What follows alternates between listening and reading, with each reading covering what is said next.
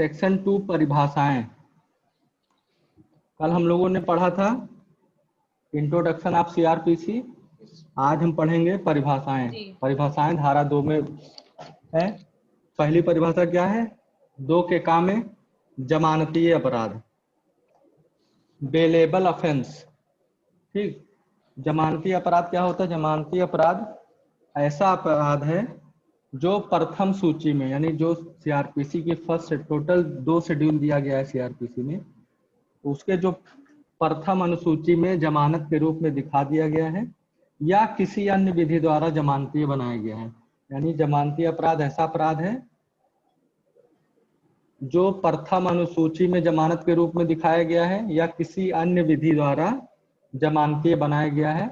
ऐसा अपराध जमानती अपराध होता है। फिर आता है अजमानती अपराध क्या होता है। ठीक, पहले जमानती कर लें फिर अजमानती। अजमानती अपराध में क्या होगा? पहला पॉइंट, जो दंड प्रक्रिया संहिता की प्रथम अनुसूची में उल्लिखित है, यानी शेड्यूल फर्स्ट में जो उल्लिखित है। सेकंड, जो किसी अन्य विधि द्वारा जमानती बनाया गया है। ठीक, इस उपधारा में दी गई जमानतीय एवं अजमानतीय अपराध की परिभाषा क्लियर नहीं है। ये नहीं कह रहा कि ये होगा तो वो होगा। ठीक, बिल्कुल भी स्पष्ट नहीं है यह बात आवश्यक। ठीक है, इसके लिए हमको क्या करना पड़ेगा? हमेशा शेड्यूल देखना पड़ेगा। शेड्यूल फर्स्ट देखना पड़ेगा कि जमानतीय है कि अजमानतीय है। ठीक है। सेकंड आपका आता है चार्ज। या एक बार अंतर पढ़ लेते हैं जमानती तथा अजमानती अपराध में। ठीक जी सर। उसको हेडिंग आप डाल लीजिएगा, जमानती तथा अजमानती अपराध में अंतर। अपराध के जमानती होने का यह अर्थ है कि यदि किसी अभियुक्त को, एक्यूज्ड को ऐसे अपराध के लिए बिना वारंट के गिरफ्तार किया गया है अथवा बंदी बनाया गया है, तो उसका यह अधिकार है कि वह निर्धारित राशि की जमानत देने को तैयार है तो उसे जमानत पर छोड़ दिया जाएगा। यानी कोई एक्यूज्ड है, वो कोई ऐसा अपराध किया है जिसमें बिना वारंट के गिरफ्तार किया गया है अथवा उसको बंदी बना लिया गया है, तो उसका अधिकार है कि यदि वह निर्धारित राशि, एक जमानत के लिए निर्धारित राशि देने को तैयार है तो उसे जमानत पर छोड़ दिया जाएगा। ठीक, अजमानतीय में क्या होगा? अजमानतीय अपराध की दशा में अभियुक्त जमानत पर छोड़े जाने की मांग अपने अधिकार स्वरूप नहीं कर सकता है, बल्कि यह न्यायालय के विवेक पर निर्भर करता है कि उसे जमानत पर छोड़ा जाए या ना छोड़ा जाए। ठीक, ये किस पे डिपेंड करेगा? हमेशा कोर्ट पे डिपेंड करेगा कि एक्यूज को जमानत पे छोड़ना है कि नहीं छोड़ना है। उसके पास ये राइट नहीं है। फिर आते हैं आरोप पे। ठीक, एक केस पढ़ लेते हैं पहले। मोतीराम वर्सेज मध्य प्रदेश राज्य। मोती राज्य वर्सेज मध्य प्रदेश राज्य, ये 1978 का केस है। इसमें जस्टिस कृष्णा अय्यर जी ने ये कहा कि जमानत जो है एक नियम है और कारागार एक अपवाद है। यानी बेल क्या है? बेल जनरल रूल है और जेल क्या है? एक्सेप्शन है। बेल जो क्या कहा जाएगा? बेल हमेशा राइट देता है बेल का एक्यूज्ड को कि वो चाहे तो बेल ले सकता है। फिर आते हैं चार्ज पे, जो आपका बी डिफिनीशन क्लॉज बी है, वो बात करता है चार्ज। चार्ज को हिंदी में बोलते हैं आरोप। ठीक जी सर। आरोप क्या होता है? आरोप मतलब किसी पे कोई आरोप लगा देना, चार्ज लगा देना। आरोप किसी व्यक्ति के विरुद्ध किए गए किसी भी कोई ऐसा दोषारोपण, दोष लगा देना, कह देना चार्ज लग रहा है। चार्ज किस चीज का लगेगा? जब आपने कोई क्राइम किया है, आपने कोई क्राइम कर दिया है, कोई ऐसा एक्ट जो स्टेट द्वारा प्रोहिबिटेड है, वो अपराध की श्रेणी में आता है। अगर आप ऐसा कोई कार्य करेंगे तो आपके ऊपर चार्ज लगेगा। ठीक, चार्ज कैसा लगेगा? दोषारोपण। वो पूरा समरी में रहेगा, शॉर्ट में, संक्षिप्त में एक चार्ज बना दिया जाएगा। फिर आगे जो है कोर्ट प्रोसीडिंग स्टार्ट हो जाती है।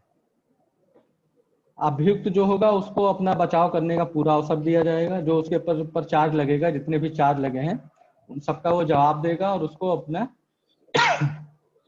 बचाव करने का पूरा अवसर दिया जाएगा अभियुक्त को। और अगर जमानती है तो जमानत मांग सकता है, निश्चित राशि अदा करके उसको जमानत मिल सकती है। अजमानती में कोर्ट के ऊपर डिपेंड है, चाहे तो जमानत दे चाहे तो जमानत ना दे। जी सर। फिर आते हैं संज्ञेय अपराध। संज्ञेय सॉरी संज्ञेय अपराध से संबंधित ऐसा मामला जिसमें पुलिस अधिकारी प्रथम अनुसूची या किसी अन्य विधि के अनुसार वारंट के बिना गिरफ्तारी कर सकता है। यानी जो संज्ञेय अपराध होते हैं, अगर आपने संज्ञेय अपराध किया है तो पुलिस अधिकारी के पास ये राइट है कि वो बिना वारंट के आपको अरेस्ट कर सकता है। ठीक। अपराध से संबंधित ऐसा कोई मामला जिसमें पुलिस अधिकारी प्रथम अनुसूची या किसी अन्य विधि के द्वारा वारंट के बिना गिरफ्तार कर सकता है।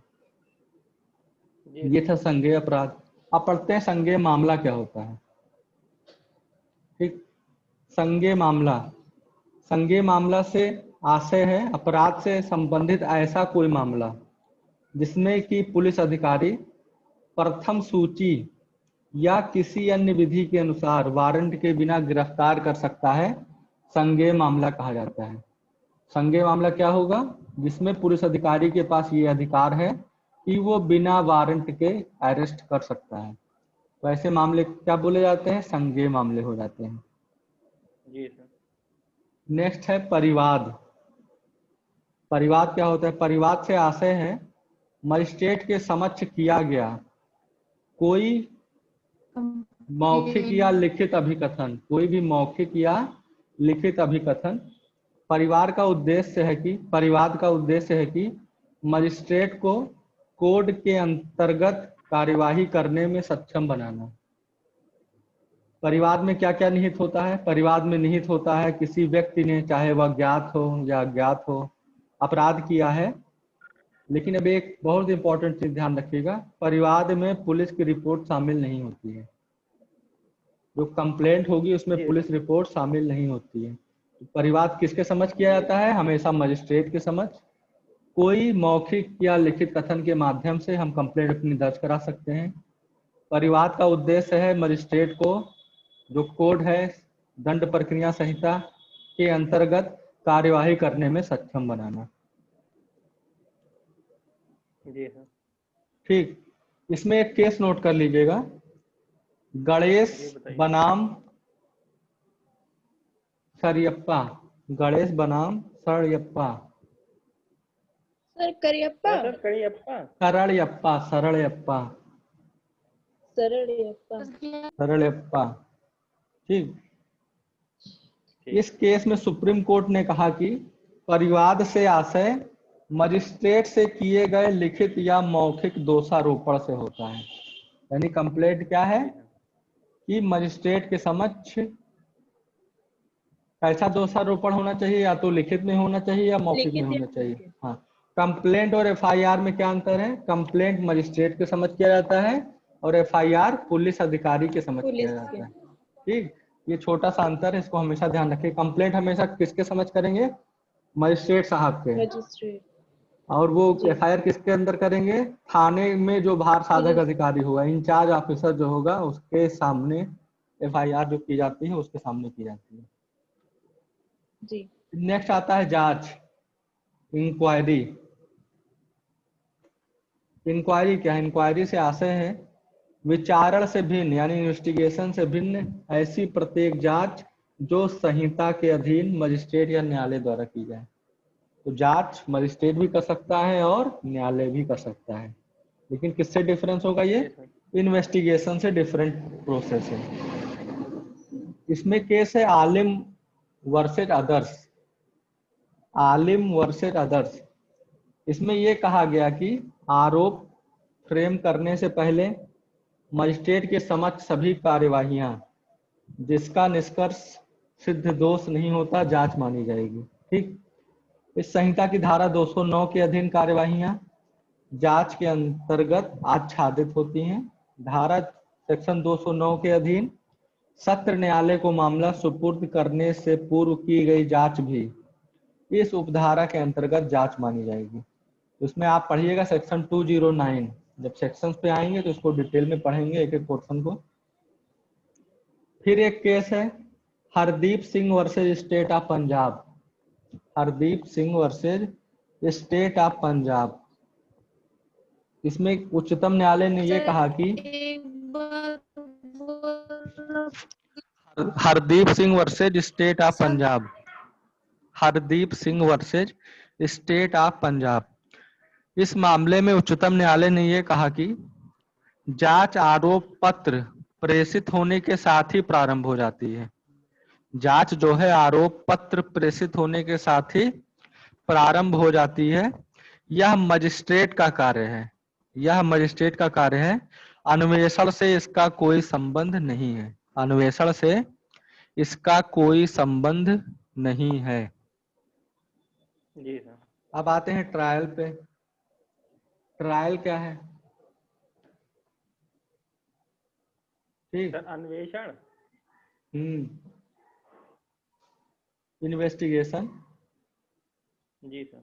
इन्वेस्टिगेशन बाद में करेंगे, पहले ट्रायल पढ़ लेते हैं। विचारण, पहले विचारण को जानते हैं। सर एक मिनट। विचारण जांच विचारण से भिन्न है। न्यायिक कार्यवाही सर।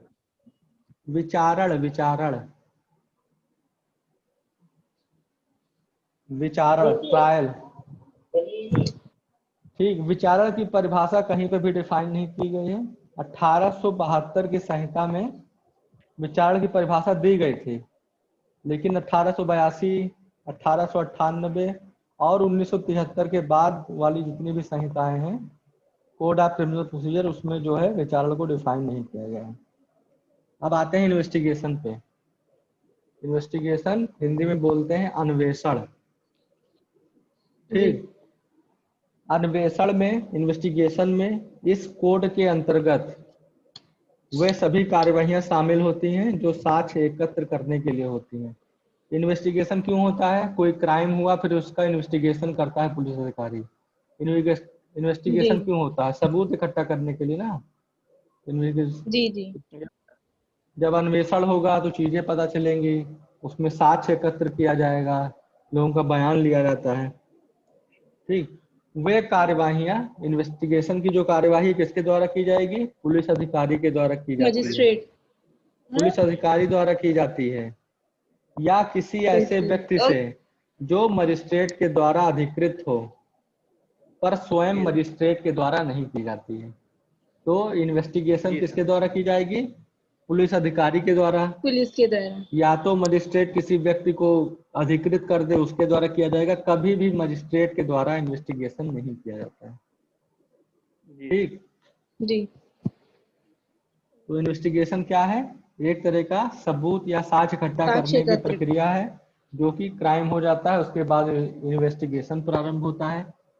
अन्वेषण की जो प्रक्रिया है वो पुलिस अधिकारी द्वारा की जाएगी, या तो मजिस्ट्रेट किसी व्यक्ति को अधिकृत कर दे, लेकिन मजिस्ट्रेट के द्वारा नहीं किया जाता है। इस चीज को हमेशा जी ध्यान में रखिए।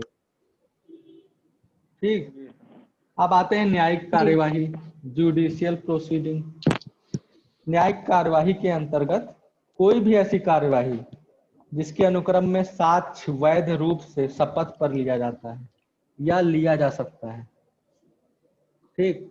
न्यायिक कार्यवाही के ही अंतर्गत परिवाद दाखिल करने से लेके, अब जुडिशियल प्रोसीडिंग कहाँ से स्टार्ट होगी? परिवाद दाखिल करने से लेके न्यायालय के निर्णय तक की सारी कार्यवाही आती है। परिवाद दाखिल हो गया, अब केस स्टार्ट हो गया। केस की जो भी प्रोसीडिंग्स है, परिवाद दाखिल करने से लेके जजमेंट तक, वो सब क्या मानी जाती है? सब जुडिशियल प्रोसीडिंग के अंतर्गत आती है।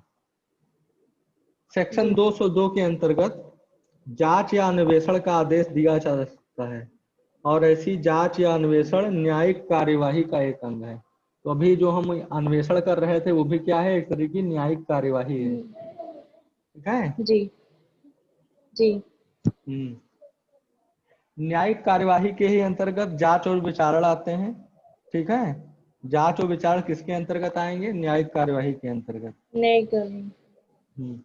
नेक्स्ट है लोकल ज्यूरिसडिक्शन, स्थानीय अधिकारिता। किसी न्यायालय या मजिस्ट्रेट के संबंध में कोई न्यायालय है या मजिस्ट्रेट है, स्थानीय अधिकारिता से वह स्थानीय क्षेत्र है जिसके भीतर वह न्यायालय या मजिस्ट्रेट इस संहिता के अधीन, इस कोड के अधीन उसको पावर है संज्ञान लेने का या मामलों को सुनने का, तो वो क्या आ जाता है, लोकल ज्यूरिसडिक्शन। यानी हमें कोई केस फाइल करना है तो जिसका ज्यूरिसडिक्शन रहेगा जिस कोर्ट का, हम उसी कोर्ट में जाएंगे, किसी और कोर्ट में हम नहीं जा जी। सकते हैं। ठीक है। जी। तो न्यायालय या मजिस्ट्रेट इस संहिता के अधीन अपनी सभी या किन्हीं शक्तियों का प्रयोग कर सकता है और ऐसी स्थानीय क्षेत्र के अंतर्गत पूरा राज्य या राज्य का कोई अंग, जैसा राज्य सरकार अधिसूचना द्वारा निर्दिष्ट करेगी, हो सकता है। अब ज्यूरिसडिक्शन कौन डिसाइड करेगा, राज्य सरकार। ठीक है। तो जो ज्यूरिसडिक्शन रहेगा मजिस्ट्रेट के पास, जिस एरिया का, उस एरिया का केस उनके पास जाएगा, वो उसको डील करेंगे। फिर आता है ऑफेंस, अपराध क्या होते हैं। ठीक है। अपराध ऐसा जी। कोई कार्य या ऐसा कोई लोप, लोप मतलब अब जैसे कोई पुलिस अधिकारी है, ओमिशन गलती सर, जैसे गलती, मान मिस्टेक। लीजिए नहीं है। कोई समुद्र है, ठीक, जी। जी। वहां पे हम आप 3-4 लोग बैठे हैं, कोई आदमी डूब रहा है, तो हम लोग उसको नहीं बचाते हैं, तो हमने कोई क्राइम नहीं किया। जी। जी लेकिन वहीं पे अगर एक मरीन पुलिस बैठी हुई है जिसका काम ही यही है, वो अगर नहीं एफर्ट करता है तो वो क्या हो जाएगा, उसने काम तो किया नहीं, उसने क्या किया, लोप किया। लोग किया। लोप यस। मतलब ना कर्तव्य को करना। निर्वाहन ना करना। कुछ हाँ, ना करना। यस। एक्ट मतलब करना। तो हम लोगों जी। के ऊपर कोई लायबिलिटी नहीं, एक मोरल ड्यूटी थी कि हम लोगों को उसको बचाना चाहिए था, लेकिन उनके ऊपर क्या है, जी। लीगल ड्यूटी है, उनकी ड्यूटी है ही, और उन्होंने उस क्या किया, उस ड्यूटी का लोप कर दिया। जी। ठीक। तो ऐसा कोई कार्य या लोप जो किसी विधि द्वारा दंडनीय बनाया गया है, ठीक, तो वो अगर ऐसा कार्य जी। किया जाएगा या लोप किया जाएगा तो वो अपराध की श्रेणी में आता है। अपराध है। अपराध कहाँ डिफाइन है, आईपीसी सेक्शन 40 में। ट्रायल। ठीक। सेक्शन 40 में ऑफेंस को डिफाइन किया गया है। तो ऐसा कोई कार्य या लोप जो किसी विधि द्वारा दंडनीय है, उसको मना किया गया है, तो ऐसा कोई कार्य या लोप करेगा तो वो ऑफेंस होगा, अपराध होगा। जी। ठीक। अब आते हैं स्थान, खत्म हो प्लेस। गया सर? नहीं, अभी है प्लेस। स्थान के अंतर्गत क्या क्या आएगा, ग्रह, भवन, तंबू, यान, जलयान, ये सब क्या है, प्लेस है। स्थान में वह सब कुछ आता है जो इस शब्द के सामान्य अर्थ से निकलता है। स्थान, कोई भी हिंदी में क्या बोलेंगे, प्लेस को स्थान यानी जगह। उस जगह में क्या क्या आएगा, ग्रह आ जाएगा, भवन आ जाएगा, तंबू, यान, जलयान, ये सभी आते हैं। ठीक। अब आते हैं पुलिस रिपोर्ट पे। पुलिस रिपोर्ट का अर्थ है सेक्शन 173 की 173 सब क्लॉज 2। उपधारा 2। हाँ, उपधारा जी। 2, 173 की उपधारा 2 के अंतर्गत पुलिस अधिकारी द्वारा मजिस्ट्रेट को अग्रसारित रिपोर्ट। पुलिस अधिकारी अपनी रिपोर्ट किसको अग्रसारित करता है, मजिस्ट्रेट महोदय को। ठीक। इस जी। उपधारा में जो पुलिस रिपोर्ट बताई गई है, पुलिस अधिकारी द्वारा अन्वेषण के पूर्ण होने के पश्चात ही भेजी जानी चाहिए, उसके पूर्व नहीं। अब पुलिस ऑफिसर महोदय तब पुलिस अन्वेषण कर रहे थे, इन्वेस्टिगेशन, तो अपनी पुलिस रिपोर्ट बीच में तो देंगे नहीं, जब पूरी हो जाएगी तभी देंगे। जब जी। इन्वेस्टिगेशन पुलिस अधिकारी इन्वेस्टिगेशन के द्वारा बाद। जब कंप्लीट हो जाएगा, तब वो अपनी पुलिस रिपोर्ट बना के मजिस्ट्रेट साहब को सुपुर्द कर देंगे। और जब इन्वेस्टिगेशन कंप्लीट हो जाए तभी सर, रिपोर्ट जिसको देना है। चार्जशीट भी बोलते हैं। चार्जशीट डिफरेंट चीज है। पुलिस रिपोर्ट जब इन्वेस्टिगेशन पुलिस अधिकारी कर रहा है, जब इन्वेस्टिगेशन समाप्त हो जाएगा, पूरा हो जाएगा, तभी वो पुलिस रिपोर्ट मजिस्ट्रेट को देंगे, उससे पहले नहीं दे सकते हैं। जी। पुलिस थाना, पुलिस स्टेशन क्या होता है, पुलिस थाना के अंतर्गत कोई भी चौकी या स्थान जिसे राज्य सरकार द्वारा विशेषता पुलिस थाना घोषित किया गया है, वो आएगा। जैसे महानगर है आपका, हजरतगंज है, तो ये सब क्या है, स्टेट गवर्नमेंट द्वारा डिफाइंड है। जैसे थाने होते हैं, चौकियां होती हैं छोटी छोटी, ये सब क्या होते हैं, सब लिस्टेड होते हैं, किसके द्वारा, राज्य सरकार द्वारा विशेषतः पुलिस थाना घोषित किया जाता है कि ये थाना है, ये थाना, से अलीगंज है, आपका मड़गांव है, गोमती नगर है, ये सब स्टेट गवर्नमेंट द्वारा लिस्टेड है। जी। अब आता है पब्लिक प्रोसिक्यूटर, इसी को सरकारी वकील भी कहते हैं हिंदी में। 21 सेक्शन में डिफाइन है, सेक्शन 24 में। दंड प्रक्रिया संहिता की धारा 24 में पब्लिक प्रोसिक्यूटर को डिफाइन किया गया है।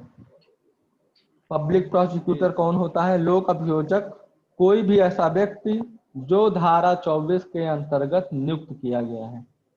काहे के लिए? सरकार की पैरवी करने के लिए। तो जब सेशन ट्रायल स्टार्ट होता है तो प्रोसीडिंग जो है लोक अभियोजक, पब्लिक प्रोसिक्यूटर ही स्टार्ट करते हैं स्टेट की तरफ से। ठीक, इसके अंतर्गत ऐसे व्यक्ति भी आते हैं जो लोक अभियोजक के निर्देशन पे काम करते हैं। लोक अभियोजक कैसे अपॉइंट होगा? सेक्शन 24 के अंतर्गत अपॉइंट होगा। और लोक अभियोजक एक तरह का कार्यपालक अधिकारी होता है। ठीक है, जी सर। कार्यपालक अधिकारी होता है। वह अपनी राय देकर न्यायालय की सहायता करने के लिए बाध्य है एवं न्यायालय उसके सही कार्य का लाभ उठाने के लिए हकदार होता है। तो पब्लिक प्रोसिक्यूटर स्टेट द्वारा अपॉइंट होते हैं, स्टेट की पैरवी करते हैं। ठीक है, किसकी पैरवी करेंगे? स्टेट की। जी। स्टेट की पैरवी करेंगे। सेशन ट्रायल का हमेशा प्रोसीडिंग कौन स्टार्ट करेगा? लोक अभियोजक महोदय। Yes sir. ठीक, अब आते हैं समन मामला। समन मामला क्या होता है? समन मामला का अर्थ है ऐसा मामला जो एक अपराध से संबंधित है और जो वारंट मामला नहीं है। तो क्या कह दिएगा? समन मामला ऐसा मामला है जो वारंट मामला नहीं है। नेक्स्ट है वारंट मामला। वारंट मामला का क्या अर्थ होता है? अपराध से संबंधित ऐसा मामला, बहुत इंपॉर्टेंट लाइन है, अपराध से संबंधित ऐसा मामला जो मृत्युदंड, आजीवन कारावास या 2 वर्ष से अधिक की सजा से दंडनीय हो। वारंट मामला कैसा मामला होता है? जो मृत्युदंड, आजीवन कारावास या 2 साल से अधिक की सजा से दंडनीय है, तो क्या होगा? वो वारंट मामला कहा जाता है। जी। ये सेक्शन 2 था, डेफिनेशन क्लॉज। नेक्स्ट लेक्चर में हम पढ़ेंगे section 6, classification of criminal code. कल डील करेंगे classification of criminal code, section 6 से स्टार्ट।